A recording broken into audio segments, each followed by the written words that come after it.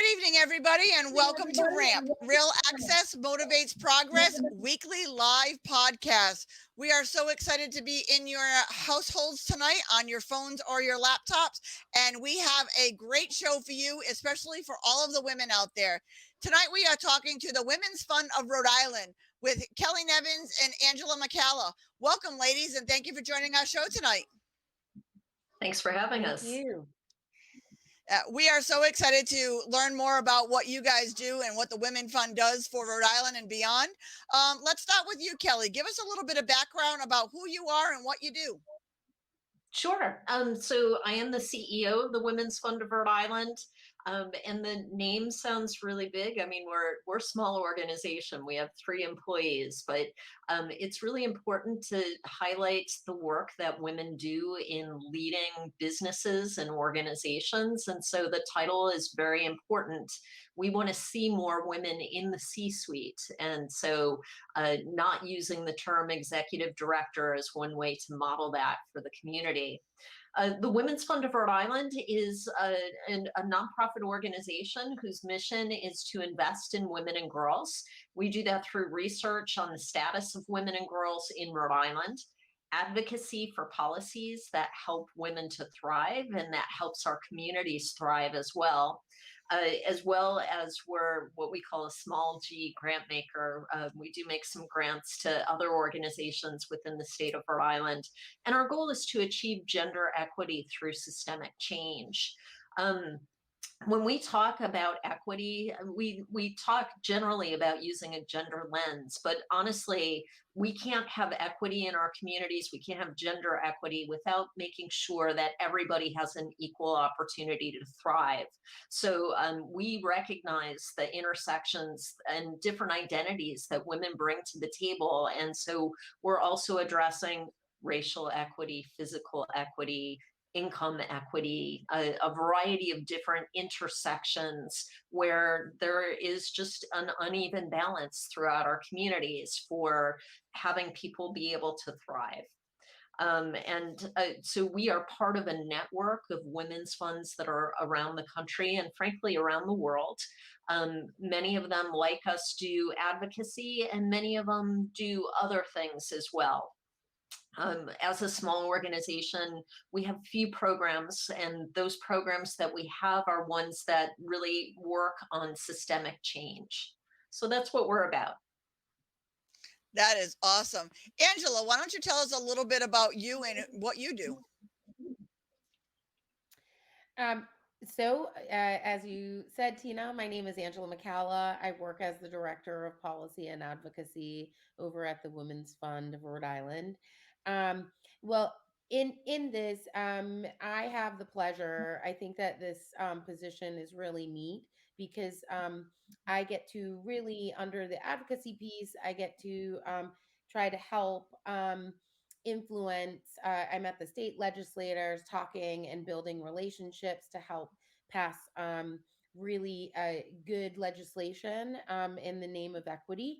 And I also, on the other side, I get to train a lot of our future generations that are coming in here, who may be future politicians or policymakers as well. So that's awesome. what I do. And yeah, today just seemed like a very fun day for this to land with Governor McKee signing all of those laws today, and it was a total coincidence. Like, it was not planned to have this the same day he signed that. It was just, so see how the world even works around us women. We have the power to make this happen. Tell us what him signing all of that meant to you today, Kelly.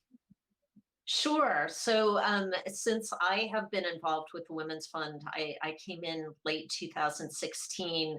I have been part of a group of advocates who have been working to pass the Fair Pay Act. And just to be wholly honest, lots of women and advocates in our community were working on the Fair Pay Act even before I came on board and joined the group. But for several years, we just have not been able to get it over the finish line. And this year, I was part of the small negotiation team that worked with the business community to find a way where we could get to common ground and pass a law that essentially means that number one, a potential employer can't ask what your previous historical salary has been before extending you a job offer. That they must provide you with the salary range for the position, and that this law also gives people an opportunity to have better ways to fight a business if they feel that they are being paid for unfair reasons at a certain level lower than other people. So the reasons an employer could pay somebody differently should not be based on your gender, religion, the fact that you might be using a wheelchair, et cetera, et cetera. It has to be for reasons that are directly tied to the job. So they could pay people differently if one person had a college degree that was directly related to the position. But if, say, they're doing accounting and they have an advanced degree in art, they can't give somebody a higher salary based on the fact that they simply have a higher degree. It has to be related to the job. In addition, they might pay somebody differently because they work different shifts. So it might be harder to find workers to work the night shift. And so you might pay somebody more for that reason, or because they have to travel a lot more than other employees. Or it might be based on performance. One person is producing more widgets or doing more things than another. They're accomplishing more.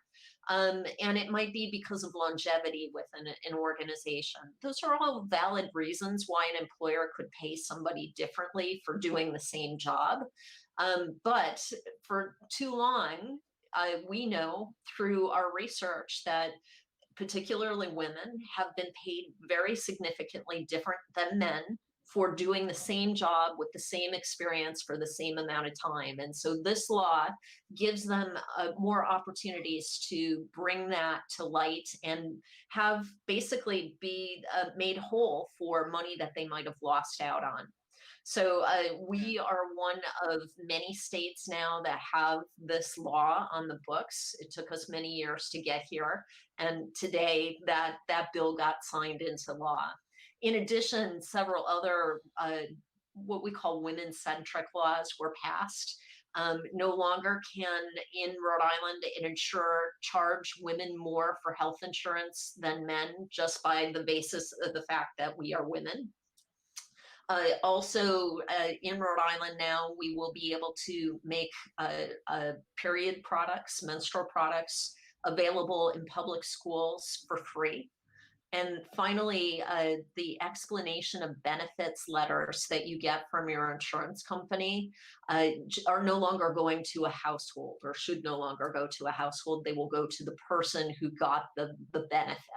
And we believe that will help, in particular, people who might be experiencing domestic violence or some kind of control situation where they would maybe avoid getting medical attention for something because those explanation of benefits go to the household, and then somebody knows that they were getting help for something that they didn't want a family member to know about. So really important stuff got passed today. A huge contingent of the Rhode Island community, advocate community, worked on these bills. We very specifically worked on the Fair Pay Act, but we also played supporting roles in all of the other bills that got passed as well. So hooray! That's awesome. Yeah, I mean, it takes forever to be a bill to become law, but it's the persistency and us just keep doing to do the right thing. Angela, you must have played a big role in this, especially being the director of policy and advocacy. What did this mean for you today to have him sign all of this? So I will let you know, I'm probably I'm fairly new to the job, so I definitely want to give credit to Kelly and all of her work. That definitely Kelly has definitely been the spearhead for a lot of these bills. Um, and also, but today it was just really just reflecting on the day to be a part of one of many coalitions that were there today, and to stand in solidarity. I mean, there was just this breath of satisfaction that we could see. And this was something of pride, no matter where you were standing, whether you were the policymaker or the advocate. I This was definitely something that you could feel. It was definitely a good victory for Rhode Island. I think we're moving in the right path, and we're making good strides, but we're gonna keep going too. Yeah, we always Yeah, and hit one hurdle, I but we always forgot. have about 10 more to go. Right, right. And I forgot one other important bill that was signed into law today. Shame on me.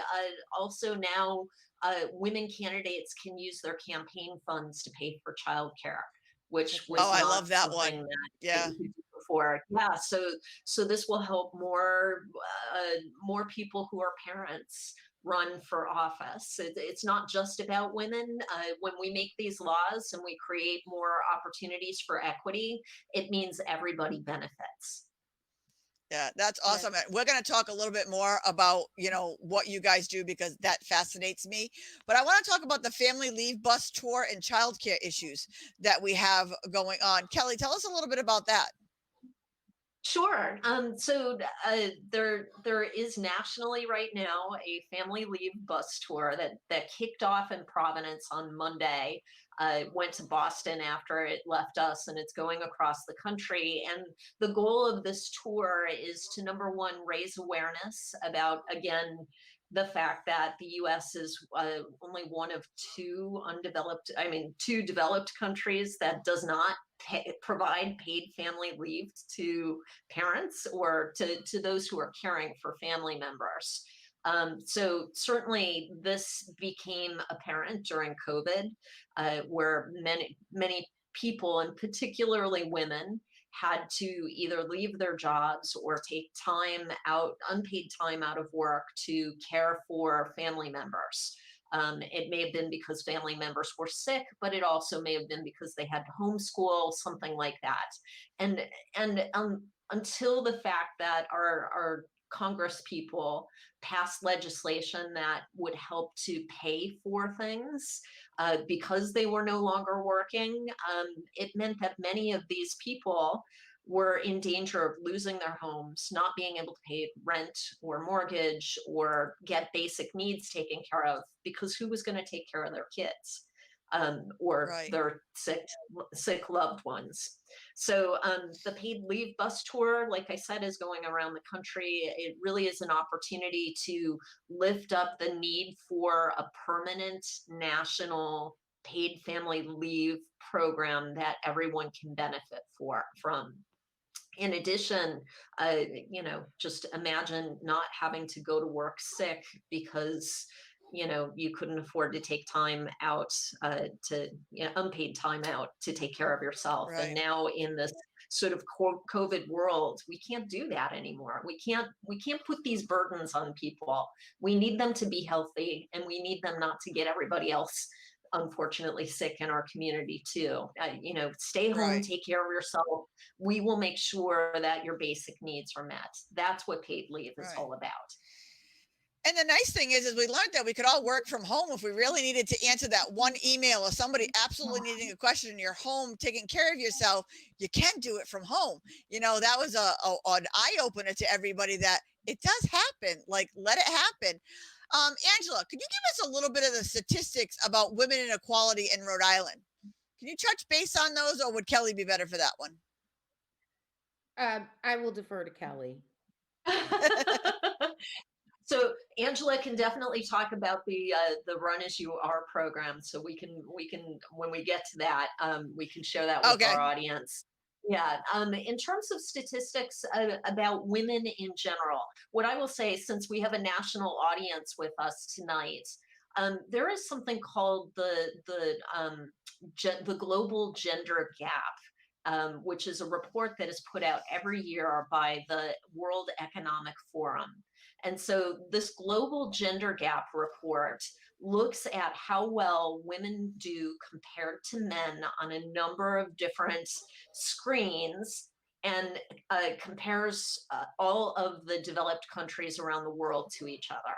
So the United States currently ranks 153 out of 144 uh, uh, developed countries for how well women do compared to men. And so, we do pretty good when it comes to women in education and women being in the workforce. But we do actually really awfully when we start thinking about how women compare to men with health issues. Women actually, our health compared to men in this country is really quite awful. I would give us an F grade. And also women in general in leadership. So political leadership and leading our top businesses and companies across the United States, we're just not well represented.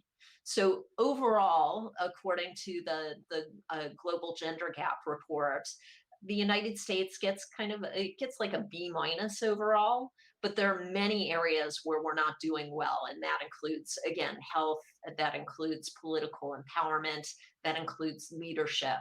And until we work more on creating opportunities for everybody to thrive and dealing with systemic issues like the fact that we lack a childcare infrastructure in this country, like the fact that we don't have paid family leave or even paid sick time that everybody can access, that means we're still never going to be as great as other countries are.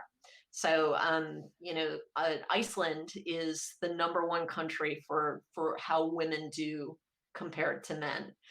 So if we could, find some ways to be more like Iceland, that would be wonderful. I would say most men think that most women are like Iceland. Very cruel, but yeah, that's because they don't get us. But it's all good. But I mean, that's pretty sad when you got one of the leading countries in the world and we're doing so poorly in this. But this brings me to one of the most fascinating things I think about you guys is the thing you do to help people learn how to run for office. Angela, I want you to dig into this because this is like one of my favorite things that you do because I may be in your class one of these days because everybody keeps telling me I need to run for something. So I'm rolling, but I don't know about running. So we'll see. Well, so we have events. We often put on events that happen or training sessions that present itself for the community. So in this particular situation on Wednesday, August 18th, from 4 to 7, we're going to be doing a campaign called Run As You Are. So we've coupled with another organization called Vote Run Lead. And it is geared towards if you're a Rhode Island resident and a woman, um, please learn. We're really trying to focus and provide trainings to critical components of a campaign and get people feeling ready to really just take the next steps. Not just to win, but to build a movement of women leaders as well.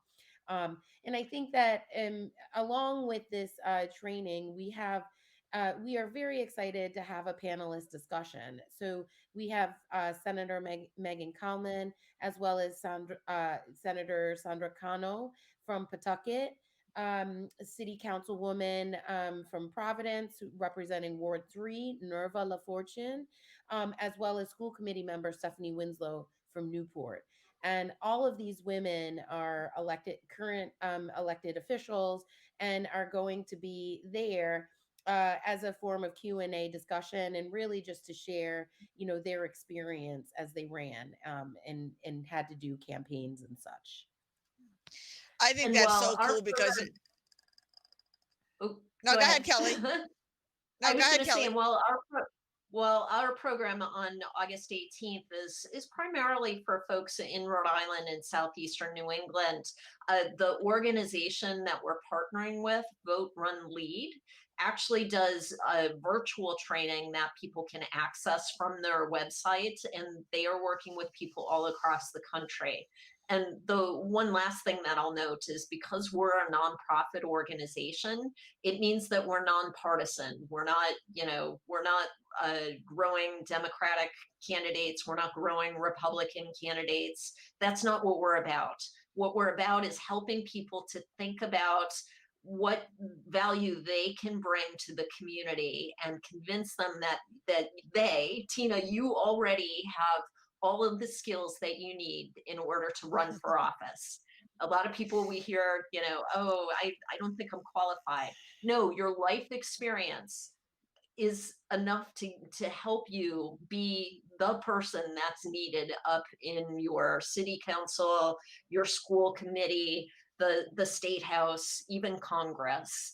It's just a matter of helping you imagine what it's like to run for office and to help you think about the messaging that you wanted to get. And then we can help connect you with, different parties based on your information. uh, that's not our deal. Our deal is just to help people really think about, the important piece, the diverse piece that each of you bring to the community.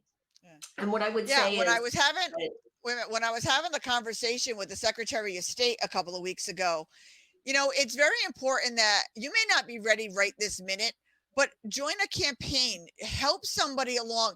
If you stand for something or you have an idea, instead of just sitting at home being that Monday morning coach, as I say, that the football game was all wrong because if you were doing it, it would have been done this way. Do it, jump in. This is something that you can jump into. You can help out. You can get in on any level you want before you start to run. Like, I love people who jump in to run for governor when they don't even know what they're doing at like a town council level. You know what I mean? Like, so join like the smaller groups, join a campaign, learn, but definitely reach out to you ladies because I love what you do because you empower people to use their voices. And what is more important than using your voice instead of just, like I said, complaining about it at home? Find a positive way to bring a positive message and find the solution. It's okay to complain, but when you make a complaint, my biggest thing is you can complain about anything you want. Give me 3 solutions you think will fix it. So don't just give me the complaint. Give me 3 ideas that you think will fix it. That's the only way it's going to change. But yeah, Kelly, tell yeah. us a little bit more because, like I said, this is so amazing to me. I love what this piece does. Yeah, so well, this is just one campaign training program, but Angela is actually going to be overseeing our Women's Policy Institute, which is another way for folks to think about how they can contribute to the community without necessarily running for office. And so, Angela, would you share a little bit about the Women's Policy Institute? Yes. But before I do that, I wanted to just add one more thing to, in terms of run as you are. Interestingly enough, like we've been successful at the state level to have at least more than 50% representation for women in the state house. But our boards, our commissions, our city, our local municipal governments are something also that Kelly and I are currently exploring in terms of wanting to get more diversification. We all come with many perspectives, many different lenses, right, of life and our interpretation. And the reality of the situation is that there has been so much research to suggest that. When the more perspectives that we can have in a decision making table to take one idea and look at it from many different angles, that creates innovation and that creates less risk in the long run too. So Kelly and I really we are looking forward to 2022 legislation session as well, and figuring out different ways as to how to make sure that we also bring that up. So like even if you're not ready to run for office, like your boards and commissions are like those are the checks and balances also in our government system, and your government only works as well as your representation. So I agree with you. that's what I Before you go into the next thing, I want to touch on that. Every nonprofit in the state has a board. Um, it's a board and a committee.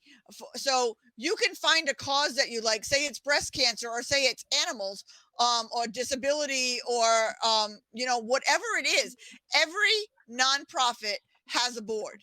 Every board has a committee. So you can find something that you're passionate about and start your legacy there. Start your, getting into it. Once you get into it, you meet more people, you go higher up, you go on to the next thing, then you find a commission of something that you want. So there are ways to do it in baby steps where you're not going from sitting on your couch watching Happy Days, aging myself, to running for governor the next day.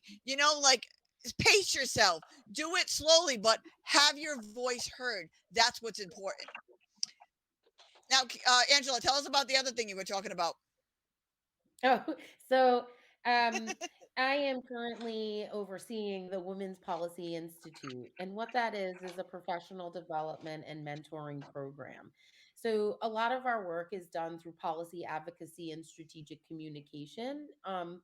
And every year from September to June, women from across the state of Rhode Island, from many walks of life, come together, and what they learn is how legislation is pretty much drafted and how to advocate for policies that make our state a more equitable place to live. We are super excited.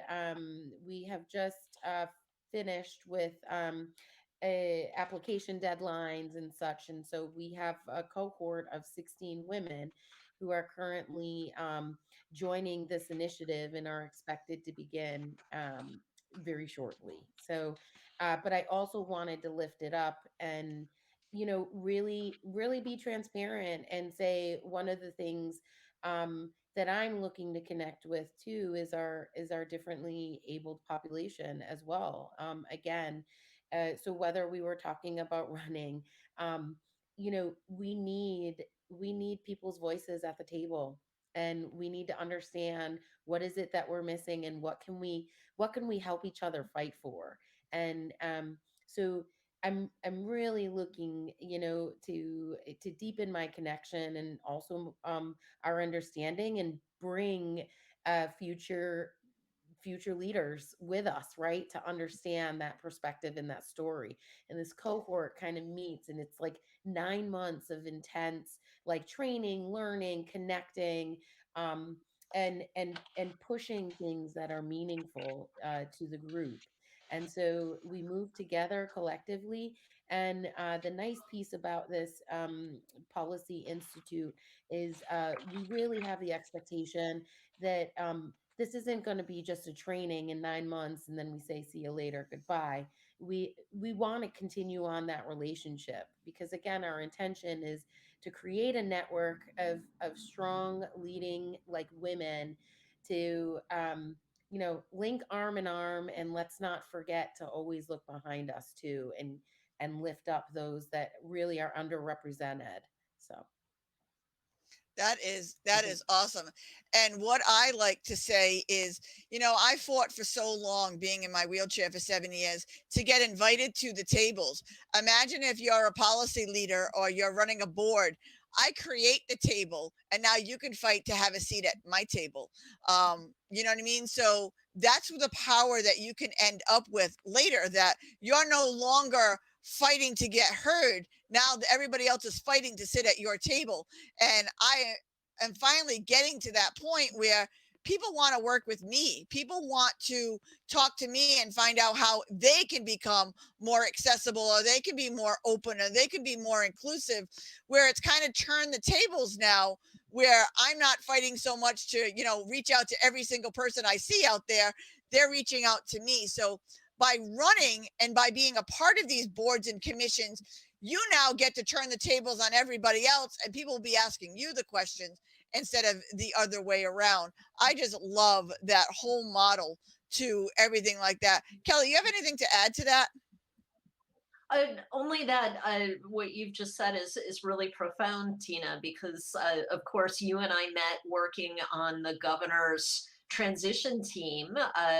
We were both asked to serve to advise our new governor about equity and justice. And so, the fact that we both have been advocates for a variety of things in our community got us to the tables where those decisions are being made. And we had an opportunity to just last week share with our local governor some of the thoughts that we had that would make our community stronger moving forward. So neither one of us, Tina, at this time is serving in office, and yet we're both having impact.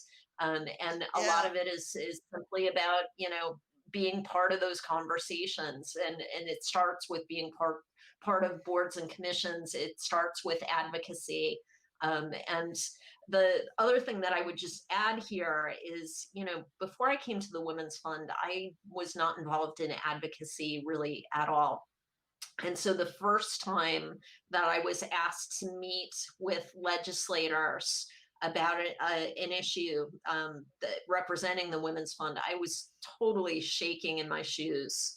The first hearing that I gave my testimony to, I was totally like, I had my notes clutched and I was scared. All these people were looking at me. And after a while, I realized, wait, they actually really want to hear from us. They they're listening to yeah, us. Um, and one of the things that I heard from a legislator that to me just really brought it home is they said, I got so many calls from constituents on this bill. And then I asked, oh, yeah, how many? And they said 10. 10 is a tiny number. It's a tiny number. Imagine if yeah, two more people had called and were advocating for something that we really wanted to change. Like right, just imagine you in this audience, you being that person who's picking up the phone, who's finding a way to write some testimony, who's writing a letter to the editor in the newspaper about something that you care passionately about. They need to hear from you. And guess what? We hired them. Whether you voted or yeah, not, we hired them. If you voted and that your guy, your girl got elected, great. If you didn't vote, then you allowed somebody else to pick the person who's working on our behalf. So right. all of these pieces are just so critical and important. Yeah, I don't know about you. I don't want to speak for you, but I found it so empowering when I got reached out from the governor's office asking me to sit on, a bunch of his transition team to represent my community and to actually sit in those groups and have all of our voices heard. I mean, I met some incredible people on those calls.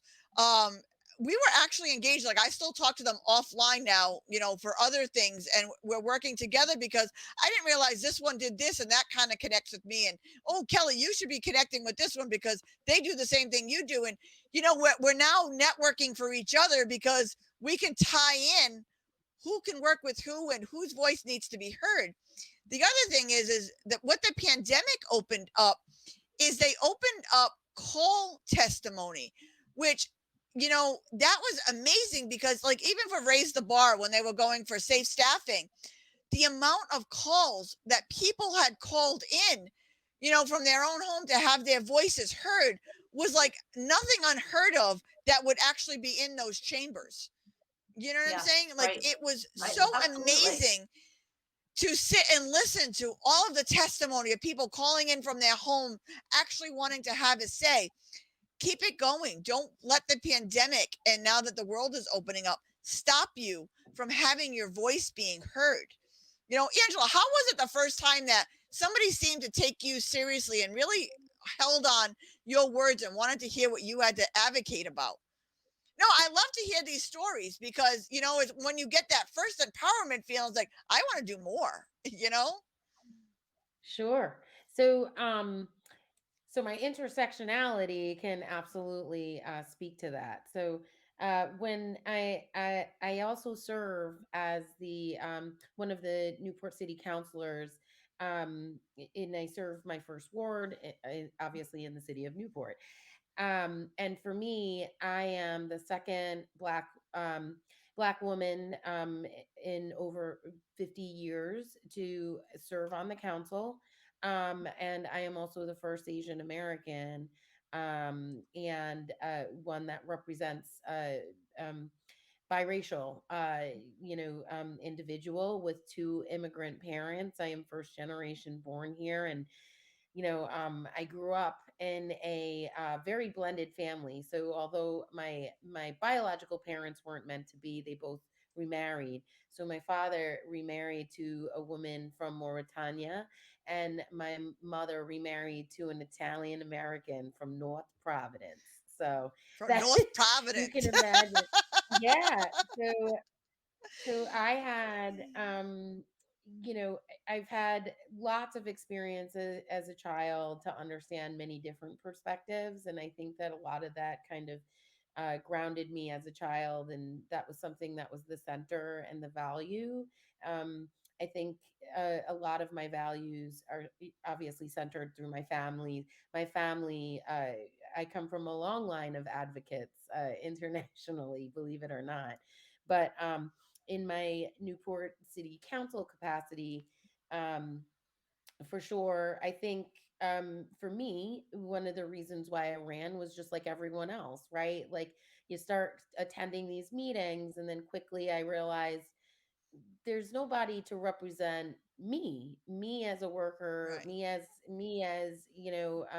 a biracial person, me living in a certain section of Newport, you know in and the reality, it was stunning. So, and the other thing I would encourage our audience is, please, if uh go see a city council meeting sometime. It's like, it's wonderful stuff. Like, you need to know there, like, how your municipal leaders kind of like make decisions on behalf of your city. You live there. And it's Yeah. amazing. But anyway, but I think you're right. Like in that term, I was one of the biggest things that I fought for was a lot of racial equity issues. Even right now, just understanding even the location, Newport is getting ready to do one of the biggest developments they've had in their history, and it happens to fall between one of the highest margins of a minority population in a community that lives there. And the reality is that we are having discussions that were never had before, which is, Right. the art of thinking about community benefits agreements, right? Like, coming for every business, what can you do? What are you going to do for the residents that isn't going to harm but actually enhance the quality for Right. people's living? And then also the concept of equitable development is, most people think that economic development and equitable development are adversarial partners, but it actually just like really makes sense, and it makes sense for a community as a whole, and it's a strategy that's completely um, inclusive. So, Yeah. so I for agree. me, I think more people need to open their mind and meet a neighbor, meet somebody of a different color or a different race, or, you know what I mean? Like I said, and we're so interracial now, you know what I mean? With all of the blended families that we have out there, that there's no reason not to meet somebody that you would never talk to. I have more friends of people that I should not be friends with. Like, we are completely like from different parts of life. And now they're like my best friends. You know what I mean? Because we intersected at an event or at a commission or at a board or at a meeting, and we thought alike, or you know what I mean? So you can go out of your way and change your perspective and meet somebody where they are, and it probably will be your best friend in a short period of time. Kelly, what was your first? Do you remember your first empowerment that you wanted to, like, this is what I wanted to do, this is why I do what I do? Um, well, certainly, since I've been at the Women's Fund, I have had some amazing opportunities. I will say, the first time that I was brought into a negotiation room, we were negotiating a very controversial bill, and I was picked to go in the room because I was the warm body that had the time, uh, and Nice. part of a coalition, not because I particularly had, the expertise uh, in the room. At any rate, we got in there, and again, this was early on at my time at the Women's Fund, so I hadn't had a lot of direct advocacy experience. And the chairwoman of a competing bill had asked to meet with us, and she started the meeting by standing up and yelling at us and pointing at us and saying how awful we all were and how dare we, decide not to back her bill. And again, it was terrifying for me because still pretty new in all of this, and I certainly don't want to say the wrong thing and be the person who, somehow tanks everything. But when she was finished, I just said, "Rep, I'm really sorry. I'm new to this. Can you just tell me why the changes that you have in your bill are so important? I just want to understand." And she calmed down, and she actually really educated me about some really important pieces that were in her bill that weren't in the competing bill. And I said, "Oh, I got it." I Yeah. understand. And she had said at the end of that meeting, "Well, I want the Women's Fund to support this bill, and I need to know tonight." And because they were doing a hearing tonight. And I said to her, I can't say right now that we absolutely will support this, but what I will say is, that we think there are really good pieces in this bill. I just need to understand a little bit more, and if you need me to go on record, I will say we consider these changes to be important. I just couldn't, without having a lawyer look at the Right. language that she had in her bill, say without reservation that we would support it. Ultimately, we did support that bill. Ultimately, that bill got passed instead of the bill that we originally backed. And that particular rep and I have a really strong relationship now. She'll pick up the phone and give me Yeah. a call and say, "Hey, Kelly, I think the Women's Fund needs to consider this piece. I think you're missing the ball on that." Yeah. She's a straight talker, and I appreciate it. And she comes from communities that I haven't normally intersected with before. So Yeah. it was really important to hear that feedback.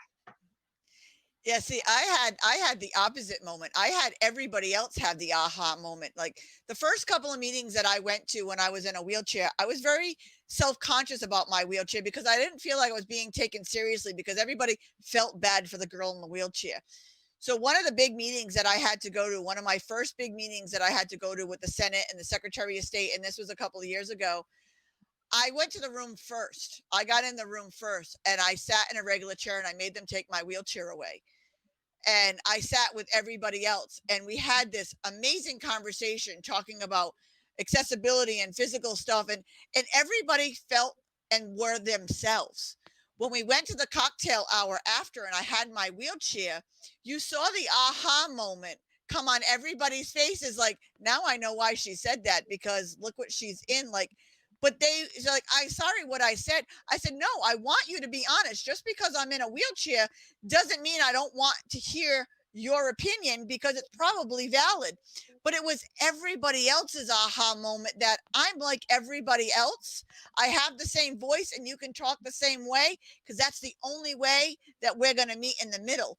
So I had the opposite aha moment. And I'll tell you, it was the moment that changed everything for me because I was no longer embarrassed by my wheelchair. I used it as my power and got other people to stand up and be themselves around me to talk and work things out and find a way to make things happen. That and that's what's so important for all of us. What Sure. is your absolute mission and vision for the Women's Fund, Kelly? Yeah, well, so we see a future in which everyone can thrive. And Tina, while I it sounds like that particular strategy worked really well for you, I we would really like to see a world where you don't have to hide an identity. That you can come into a room as you are. You can be part of the conversation as you are and be valued and have equitable opportunities to to live in a community that you want to live in. So Right. we have on our website this really great video that is about equity, and it shows a bike race.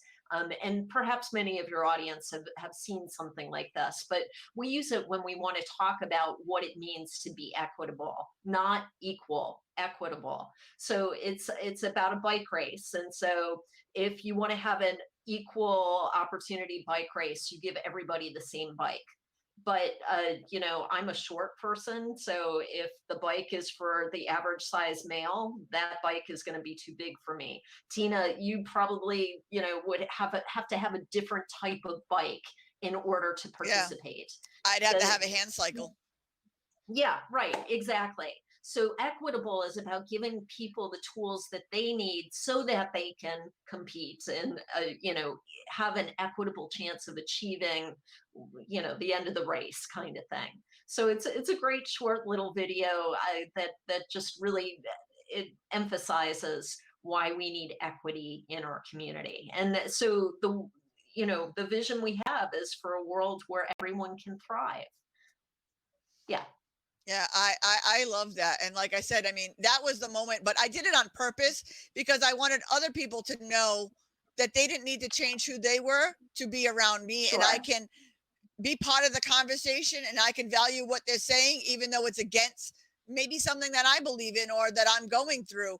So, like I said, it was a Right. reverse aha moment to let them know that you can talk to me like a normal person, whether you know I'm in a wheelchair or not. And I really believe our Zoom calls, there were many people on our Zoom calls that didn't even know I was in a wheelchair because I sit in this brown chair most of the time. And it's not my wheelchair. That a lot of people just thought I was everybody else. You know what I mean? So I always made a point to tell them that, I'm disabled in a wheelchair because I'm proud of it. What is your mission and your vision, Angela? Like, what do you see for everything?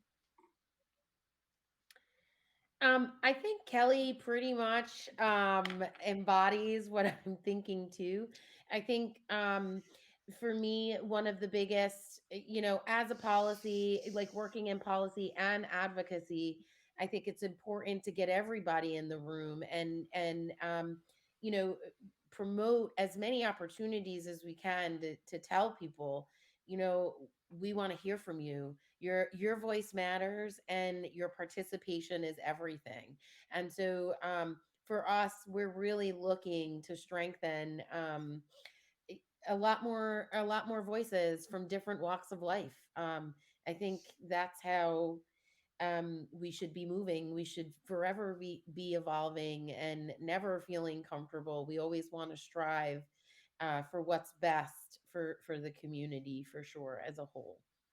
So I absolutely love that. And I'm going to put you on the spot because I'm going to make you go first and I'm going to ask Kelly the same question. But now that we're nearing the end of the hour, what are the most important thing that you want your listeners to know about the Women's Fund of Rhode Island and the Women's Fund across the country? Like, what do you think is the most important thing that you would like people to take away of what you talked about tonight? Angela, you want to go first? um, yeah. So I think um, again, I want to meet people. I want to be taught.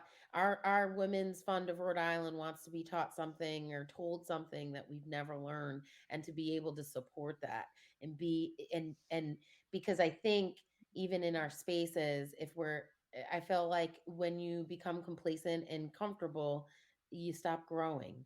And I think for our organization, there's so many powerful, wonderful warrior like women who just embody all of that. I think if you want to come to a group and meet someone new and be a part of something in the community that is bigger than yourself. We are the organization for you, and we'd love to meet you and listen to what your story is. I love that. Kelly? Absolutely. Yeah, absolutely.